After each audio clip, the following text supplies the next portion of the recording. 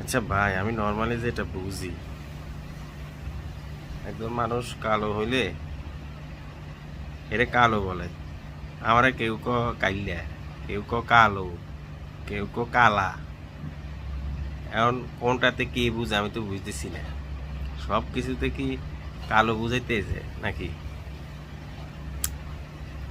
কালো যে শুদ্ধ শুদ্ধ ভাষা, কালো করলে তো আমার মোটামুটি ভালো লাগে। কাইল্লা করলে মেজাজ খারাপ হয়ে যায়। এখন কি করণীয় কোন চাই? কালো হইলে কি মানুষ হলো মিশন যেত না নাকি?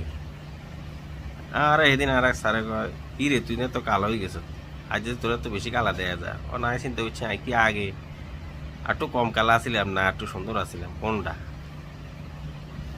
বুঝিন না ভাই? না বুঝার বয়স হলো কোনটা কালা কোনটা কাইল্লা, কোনটা কালা কোনটা কালো।